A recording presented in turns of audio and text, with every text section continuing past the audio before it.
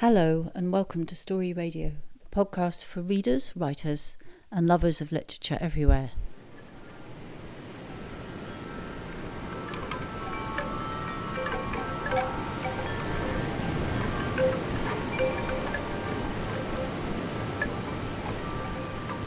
Not Yet.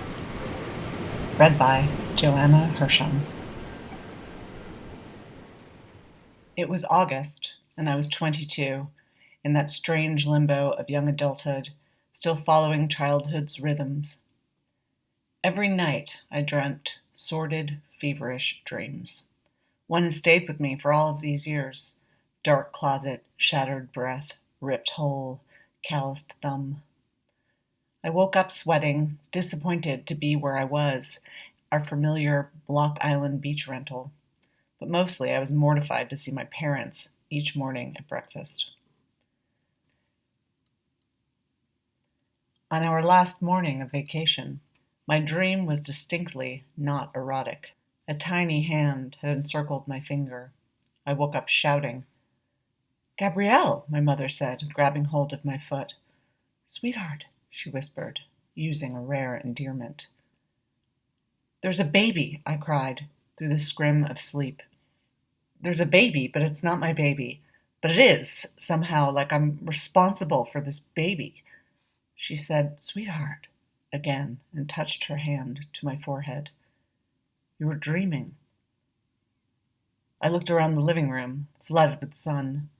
Here was my mother, sitting primly on the edge of my mattress on the rental's pull-out couch. Her forehead was etched with wrinkles, like lines drawn in the sand. Here I was, sweating through sheets. It took me a second to come back to myself, to know where and who I was.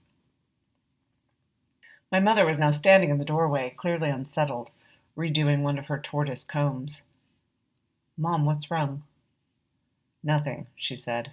"You're the one with the crazy dreams." Later, when the tide was out, my father put his book down. He said, "Let's take a walk." We ambled along the shoreline.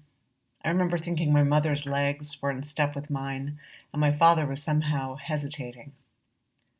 We walked for the length of a wave's full set, surf-breaking clean and perfect for riding. "We want to talk to you," my father said.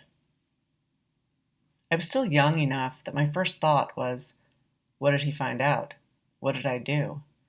I began to scroll through my mental catalog of petty offenses, potential sordid sleep-talking, occasional social smoking, a rager I'd thrown at our house a couple of summers ago, despite their explicit and repeated instructions not to throw parties while they were away. Pearl and diamond earrings for my grandmother, sold at a pawn shop in order to finance a spring break trip to Berlin.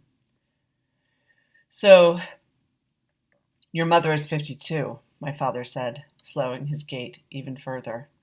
Did I forget her birthday? I panicked. No, I called, I thought to myself. I'd made sure to call. "So you know this is really quite a shock." He ran his hand through his hair, still damp from his swim. "What's a shock?" I blurted. "Oh my God, are you sick?" "No," my mother said sharply. She stopped walking, and so my father and I did too. She rolled out her neck and took an audible breath. "I'm pregnant." "You're what?" "Pregnant," she said, and she sputtered a laugh. "I'm sorry," she shook her head. "I know it's not funny, but it kind of is. I mean, look at us." I looked. They were beautiful, my parents. My father put his hand on her neck. They were both better looking than me. They were in their 50s, sure, too old to have a baby, but they looked great. Maybe they weren't too old. Maybe this would be a huge, bizarre twist in all our lives. "I don't understand," I said. He shot me an incredulous look. "No, I mean, I understand, Jesus, but don't you use protection?" We were walking again, my father in front this time, with a seemingly new determination. The sun was shining brightly. I wished for an onslaught of clouds. "Condoms," my mother nearly hissed. She was wearing a big straw hat, and I couldn't quite see her face. "Condoms?" I squawked. Are you teenagers? My father stopped again and planted his hands on his hips. We wanted to tell you she's pregnant, he said. Okay, I said. Okay. My chest started to itch. I really hated all this sun. Are you going to keep it? I asked, in a way that I only realized at the exact moment the words left my mouth was hopeful. To ask that question, of course, I see now just how young I was then. We wanted to tell you, he said, because she'll likely miscarry, and the last thing she'll need is the added pressure of having to hide from you what she's dealing with. My father sounded angry. He often did when he was scared. There could be a lot of blood. I can't believe I haven't miscarried yet, my mother insisted. I mean, I really can't. Her voice was light and brittle. It was as if she, my mother, 52 years old, was the one prankster left on the lawn after all her friends had scattered. It was up to her to explain now, to someone else's parents, just exactly what had happened here. And there was something else, something I was forgetting or about to remember. I couldn't tell. My mother held my hand, almost shyly. Your dream, she said.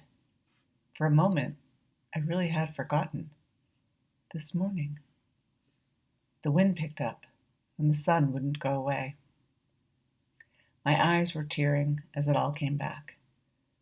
The baby, I nodded. Yes, but I'm only 11 weeks, so not really a baby. She shook her head. It's not, she said. Not yet.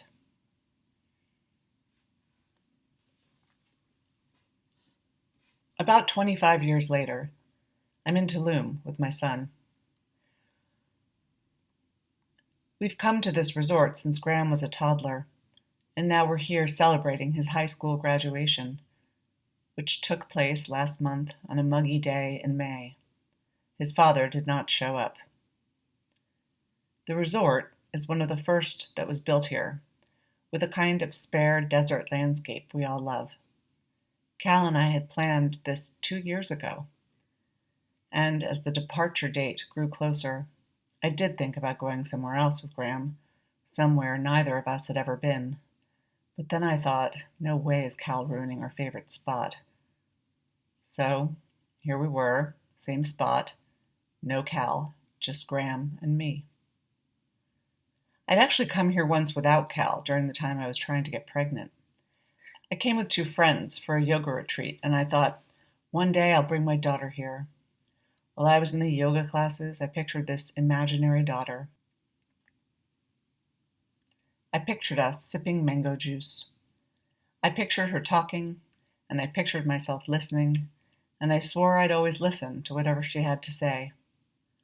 I knew that I'd be thrilled with a son or a daughter, but in my harmless visualizations, it was always a girl. When I came here with my friends, we walked the meditation labyrinth at dusk, and we did not meditate. We whispered and giggled as we walked, and we were chided by a staff member to keep our voices down.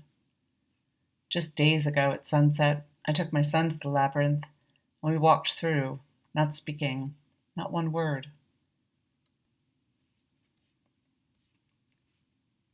At the resort, there's a temazcal, where you sweat profusely, and amidst all this sweating, it's not unusual, or so I was kindly told this morning, to cry. There's a healing temple for various ceremonies, and a curated store, and clean rooms with white sheets, and a swan sculpture to greet us each afternoon made of white cloth hand towels. There was nothing on the nightstands, not even a clock. The guests who walk the raked sand paths have the low-key, blissed-out energy of having recently discovered Mayan clay massages. My son doesn't like massages. He's content to sleep until 1, then scarf down huevos a la mexicana, sip coffee, and listen to music or meditation podcasts, or who knew what he was listening to, with his sunglasses on and his AirPods in. This place, my son said. I always forget. What do you forget? My heart started speeding as I braced myself for a mention of his father. What a refuge it is. He leaned back in his chair and took in the scattering of guests under the dining palapa. Such an absolute hippie holdout. I can't tell if you think that's a good thing, I smiled, sipping my juice. I mean, maybe it has become too quiet for you. He ran his hand through his thick, swoopy hair. His fingers were the same fingers I remember from his infancy, long and thin, poetic somehow. He drummed those fingers on the table. Graham, I dig quiet. I mean, I plowed on, you know there are hordes of people outside this property, zooming on scooters and tripping on psychedelics and dancing to techno.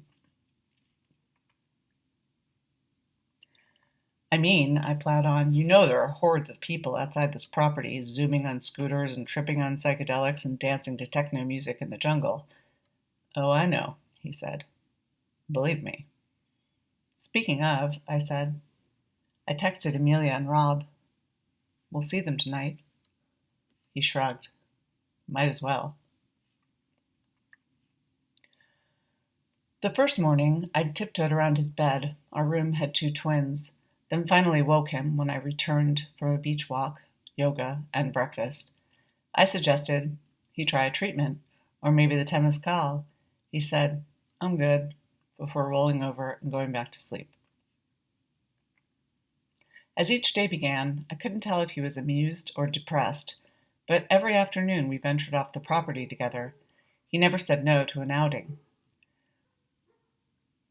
We biked to ruins and swam in cenotes and waded past the horrific red seaweed that was plaguing Tulum, shrieking together until we were past it, until we were panting, lying on our backs, laughing at not only our shared squeamishness, but also Graham shrieking, a sound I'd never heard, and our stubborn insistence at going in the ocean no matter how revolting the seaweed. At the end of every day, I vowed not to worry if he was having fun, no matter how late he slept or for however long he put in his AirPods. But by the following morning, when he looked pale and distressed, or maybe just cool, I'd be back to my unhelpful mantra, is he going to be okay? In September, he'd be gone, living across the country from me. Others people's children left home every second. I knew this, and I knew I was lucky that he'd gotten into a school he wanted to go to, and lucky that I could send him there without loans thanks to Cal's parents. I knew I was lucky to have a job at an arts foundation that not only paid me a semi-decent salary, it kept me very busy, so I wouldn't be wandering around in some hobby-seeking empty nest stupor the minute he wasn't around. But his leaving seemed frankly inconceivable, and I didn't understand why no one I knew was talking about his leaving, as if it was the precise calamity that it suddenly seemed to be. Graham was eyeing the water. No one was swimming. We're going in today, he said. You bet we are. I'd heard, before we'd arrived, that the seaweed was an existential problem. Climate change was an obvious theory, but not the only one. Changing wind patterns, sewage from the Amazon River. Whatever the reason, it was the world's largest algae blossom. I'd assumed people were exaggerating, which probably says a great deal about me and my general outlook. But as it happened, no one was exaggerating. The seaweed was called sargassum, and it bloomed in a thick, deep belt, a scratchy barrier that extended about 10 feet below the water's surface.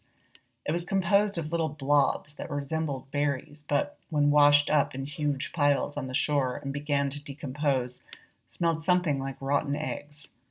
The tide vomited up vast quantities each morning in shades of dried blood. There were employees of the various resorts lining the coast who did nothing but pitchfork and rake and shove the ominous seaweed away. As the sky began its stunning display of cruising through pink into nightfall, we wove our way through the familiar low-lit jungle. We stopped at every cosmically hand-painted signpost and admired the galaxy of planet lanterns. Amelia and Rob had created this installation, and we'd seen it come together, visit after visit. I noticed they'd removed the Moroccan tent, but had added chimes, not the common porch variety, but something more orchestral, large pipes hanging from a fairy-lit archway. The wind was up, and we walked through the sound of chimes toward the sound of waves. "Guapa!" Amelia cried, with her low and raspy voice, rushing to embrace me, one hand holding a joint, one hand pulling me close. Her childlike fingers were laden with rings, and spanning her nose and eyebrows and the ridges of her elfin ears were piercings, both delicate and bold. She was inked with copious tattoos and donned her typical getup, leopard print leggings and a cropped textured tank that looked to be made of animal skin. I always forgot how small she was, as I'd never met someone with a larger presence. Amelia had ridden topless on a white horse to her wedding ceremony. Cal and I had stood together, watching her entrance, our feet in the sand, our hands entwined, half smirking and half awestruck. She clutched me now, extra tight, and she smelled like the back room of a flower shop. When she finally released me, she still held my shoulder as if I might need steadying. Then she pivoted to take in my son, who they hadn't seen since he was 14, the last time we were here as a family of 3. She reached up for him and they hugged, and I noticed Graham hugged the way he always did, with a part of himself forever held back, and she didn't push it the way I knew she would have with me. She let go quickly, but she did place her small hand on his stubbled cheek, shaking her head for a spell. "So come," she said brightly, waving us over to a table laid with bright fabrics, rustic plates. It was a windy night, and the ocean was churning. I hung back for a moment, taking in the hills of dark seaweed, the white surf in a distant tumble. "Mom," Graham called to me, and there was Rob, looking sheepish, or maybe I was only projecting. He hugged Graham and tousled his hair. He put his hands on my shoulders, and there was a moment when he lifted me up off the ground with his hug. And I felt a sudden catch in my throat, and I worried about crying, but I swallowed hard and forced a smile. Like Cal and me, Amelia and Rob had met during college, dated, and broken up. But when about 5 years later, Cal and I re-met and married, Amelia and Rob danced at our wedding and started up again. The fact that they were together, that Cal and I were not, was still unimaginable. We'd never said it, at least not explicitly, but there was an understanding between Cal and me that Rob and Amelia were delightful but superficial people. "What are we drinking?" Rob asked. "What can I get you? We have some nice mezcal." "Mezcal?" Amelia asked us. "See? I want you to be happy." "We are," I said wanly, then felt a burst of affection for both of them as they went off toward the bar, as Rob put his hand on the small of Amelia's back in what struck me as a particularly tender gesture. I felt my stomach drop. "Has it been 5 years?" Graham asked. 4, I said. "Rob's looking good," he said. I shrugged. Rob looked the same as he always had. Handsome, clean cut. If Rob had married someone else, he would have been your basic Cali dad. Cute blue eyes and a normal job, a guy who surfed on the weekends. If Rob had married someone else, he would have had a bunch of kids, and I bet he would have been equally as happy. Instead, preposterously, he had married Amelia, who in her mid-40s still looked like an actual teenager and devoted her life to attending music festivals all over the world. She had nearly 50,000 followers on Instagram and took various forms of plant medicine in the jungle for weeks at a time, and Rob was always waiting whenever she returned.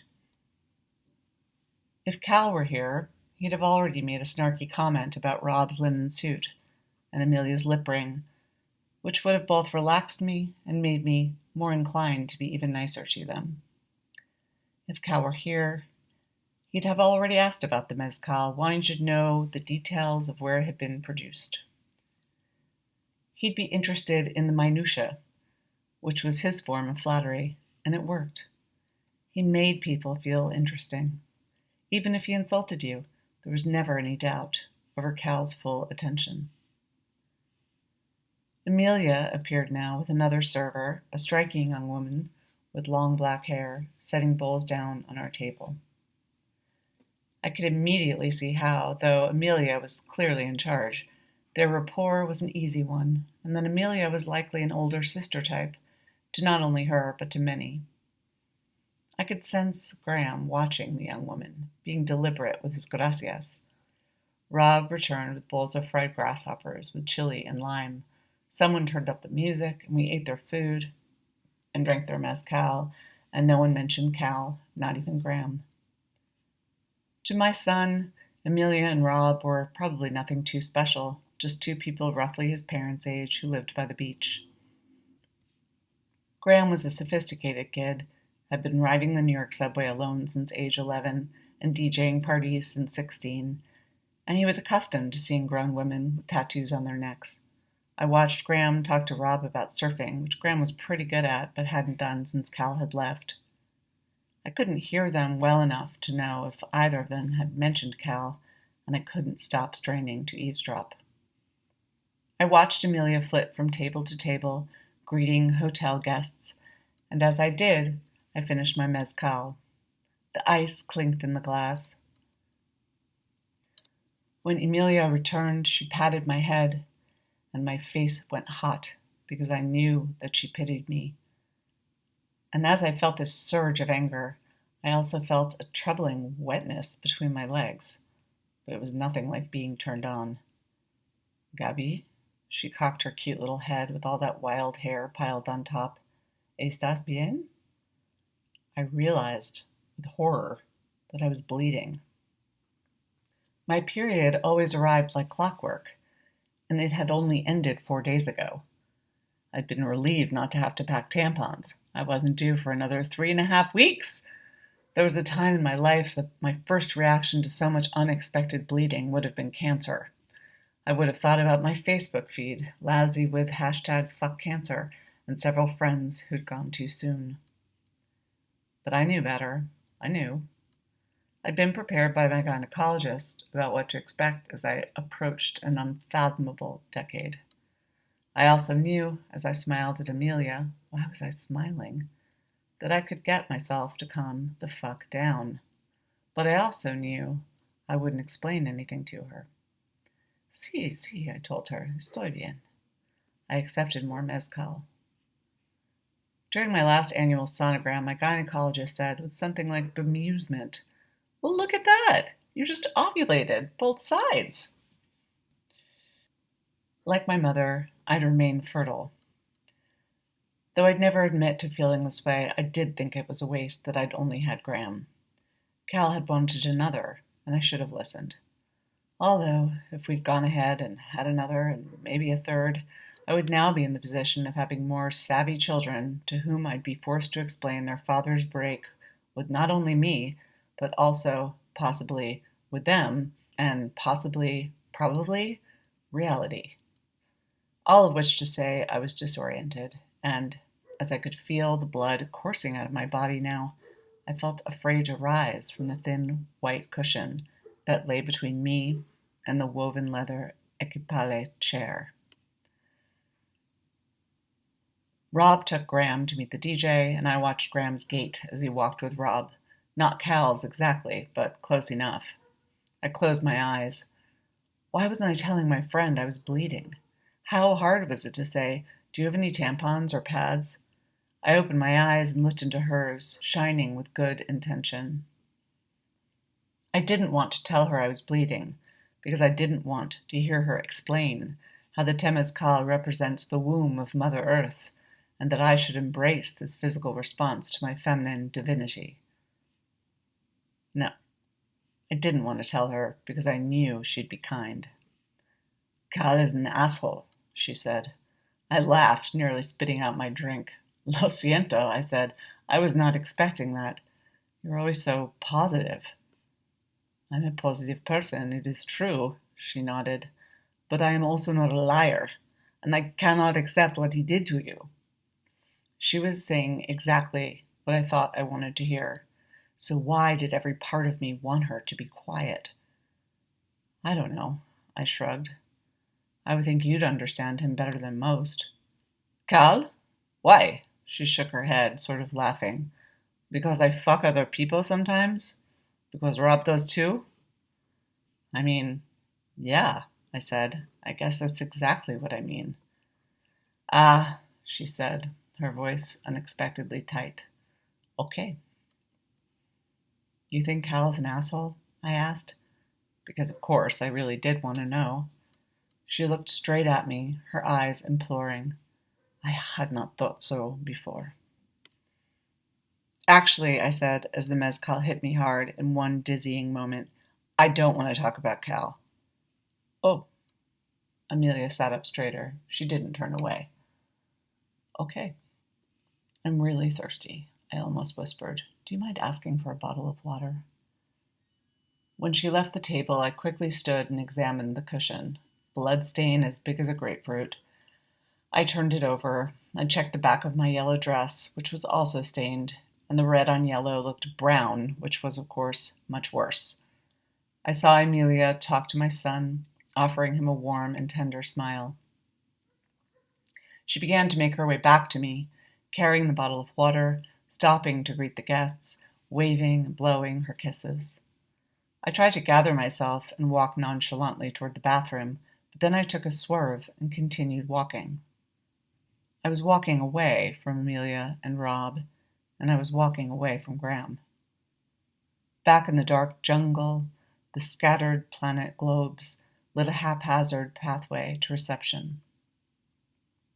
I could feel blood dripping down one of my thighs, and when I asked the young woman at the front desk where I might be able to buy tampons, she spoke Spanish loudly and rapidly, which I understood but nonetheless couldn't follow as she gave detailed directions. I did my best to head toward a part of the main drag where I thought I remembered buying Advil once in the middle of the night a lifetime ago. I called Graham from a bodega where I found maxi pads but no tampons. Graham didn't pick up, and I texted him that my stomach was off and told him to have fun. I'd see him back at the room. The blood was sticky now between my thighs. I knew there was no reason to panic.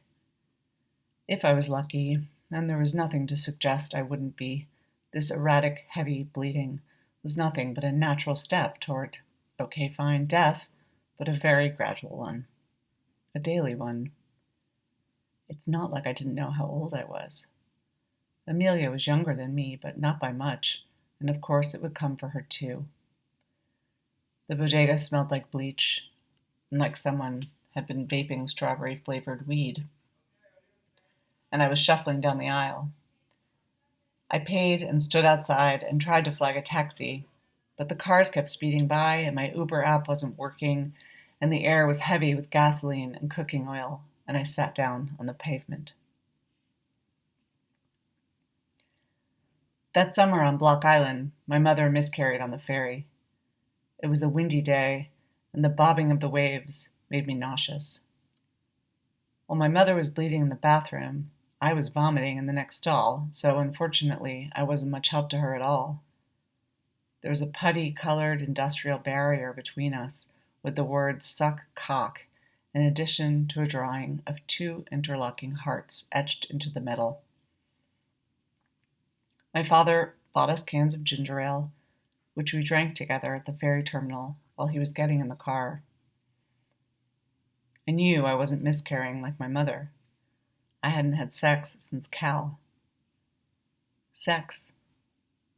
I'd had plenty of it. I'd taken it for granted. And though I'd loved being with this one person for many, many years, this private, pleasurable part of my life now seemed like a shameful farce.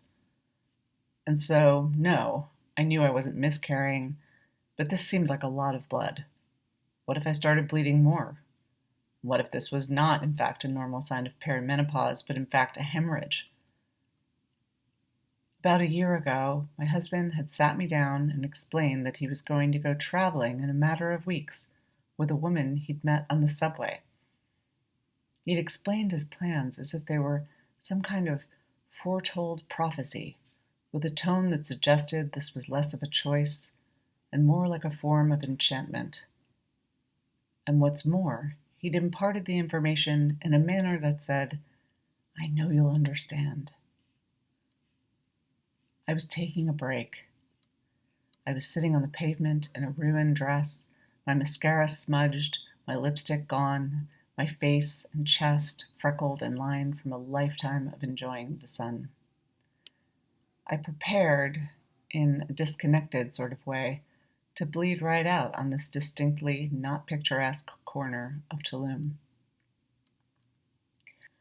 But when I drank the bottle of water that I'd purchased along with the pads, when the mezcal wore off and I realized that I was still wholly conscious, I finally flagged down a taxi.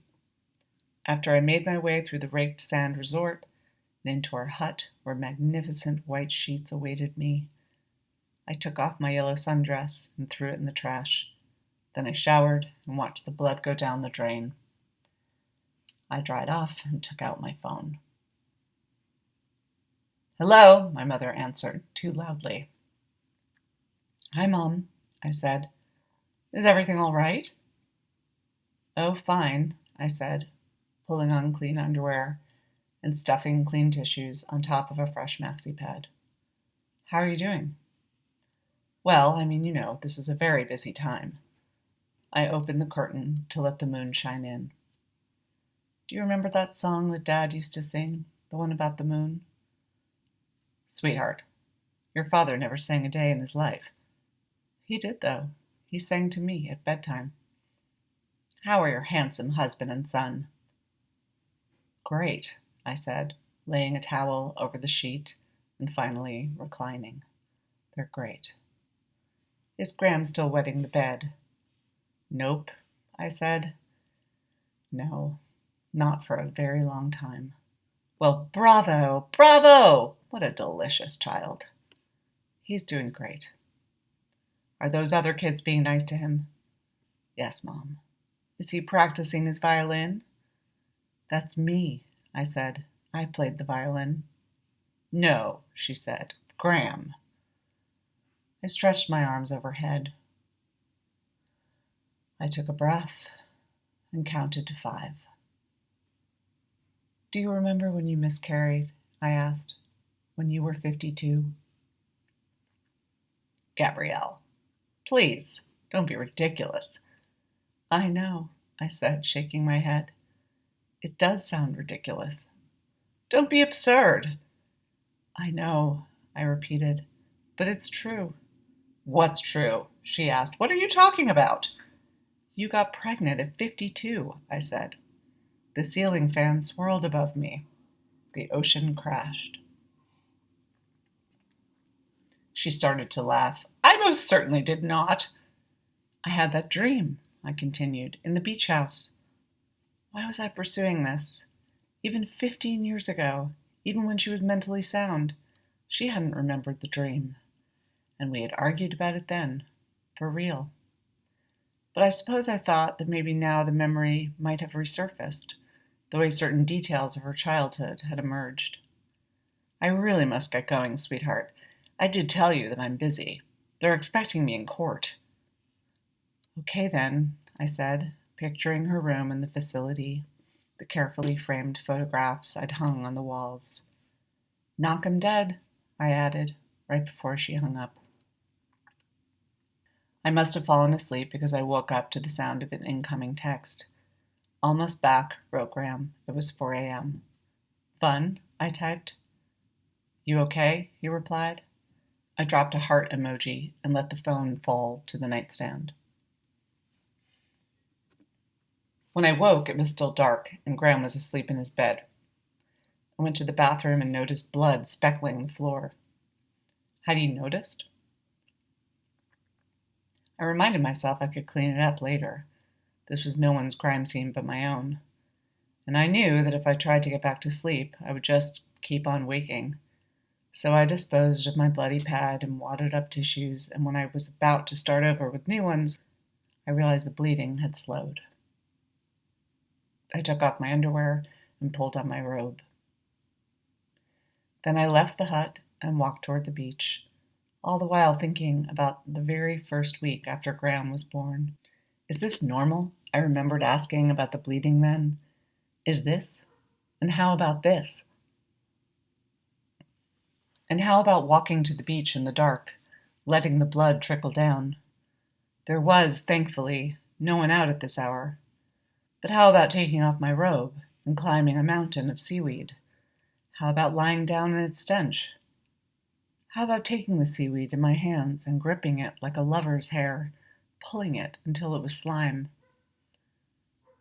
The dried seaweed smelled putrid, but so did I, and eventually I'd go in the water. I'd swim past the Sargassum before sunrise, and I would shed the smell. And back in the room, I would wash off the sand and the salt and the blood, all before my son was awake. Eventually, my bewildered, still confident mother would die. My mother would die, and so would I, but not from bleeding all over Tulum. When I woke again, the sun was brilliant and Graham was still asleep. I rushed to the bathroom, and for the first time since the blood had started, the pads and the tissues I'd put in place were not even close to soaked through. I had a feeling the blood had stopped entirely, and for some reason, my relief morphed into a sudden panic. I searched under the sink for something to clean with, a sponge, a cleaning brush, which of course was nowhere to be found. I didn't want the cleaning staff finding this mess. I also didn't want to get the blood on the bright white towels, so I ran the water until it was hot and wadded up plenty of toilet paper. I got down on my knees and scrubbed. The toilet paper disintegrated, and I had to clean that too. I scoured the floor for more droplets, cleaning until the tiles were covered with a light sepia wash. Then, continuing my crimes against the environment, I crumpled yet more toilet paper and scrubbed until the floor could pass for clean. I finally turned off the water. "Mom," Graham said, and I shrieked.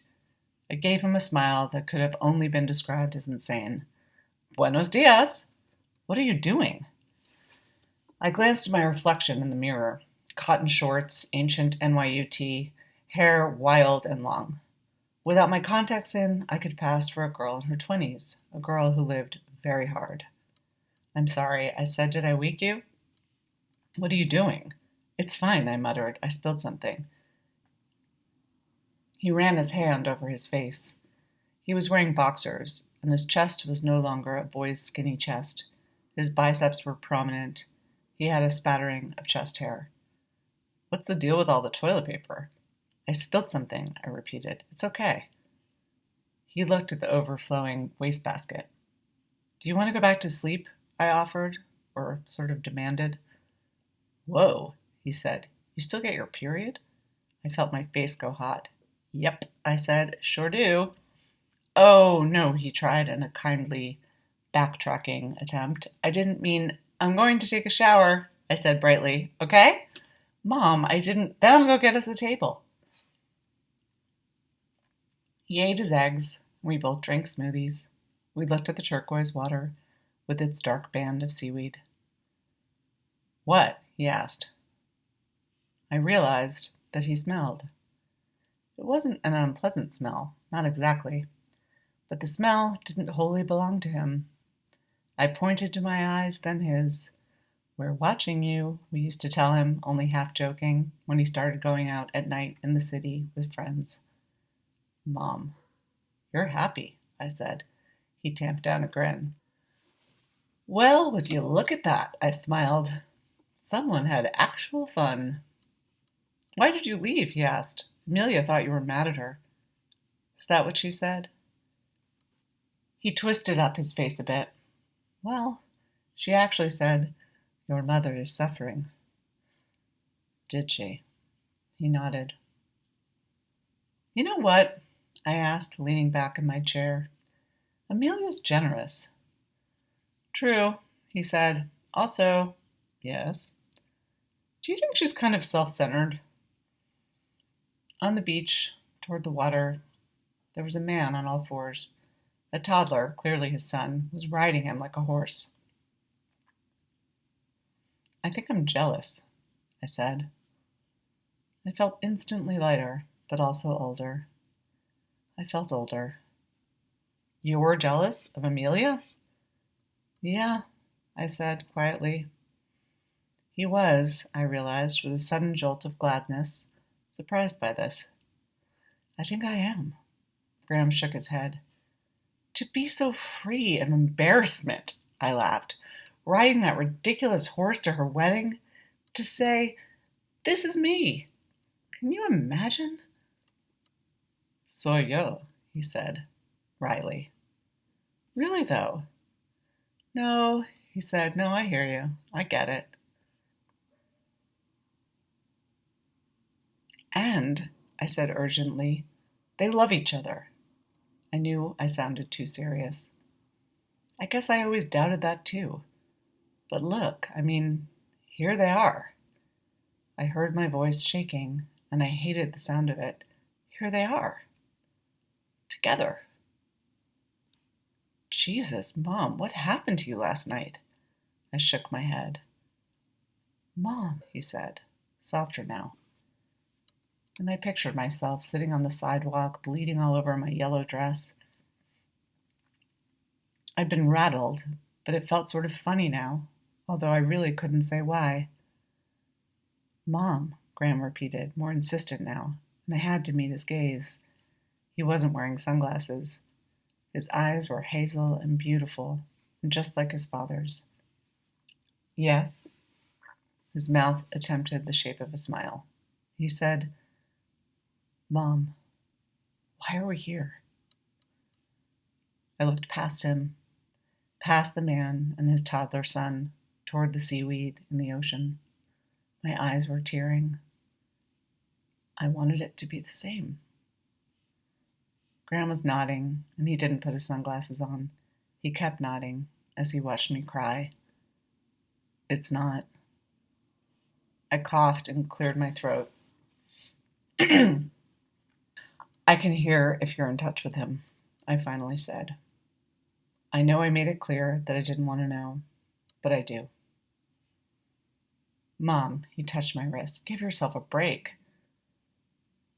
All right, well, okay. Okay, what? Okay, you can tell me. Graham nodded, and I forced myself to pretend that we were in that meditation labyrinth. I refused to fill the silence. I'm in touch with him, he finally said. It's fucking recent. I was the one nodding now, and I couldn't stop, so I sucked down my smoothie too quickly. Good, I finally said. Good?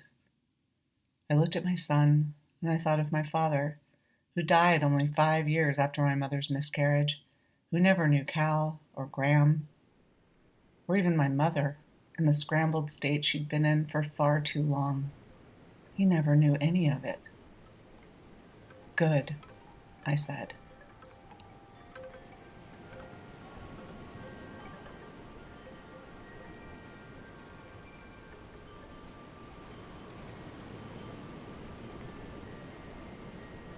That was Not Yet, written and read by Joanna Hershon.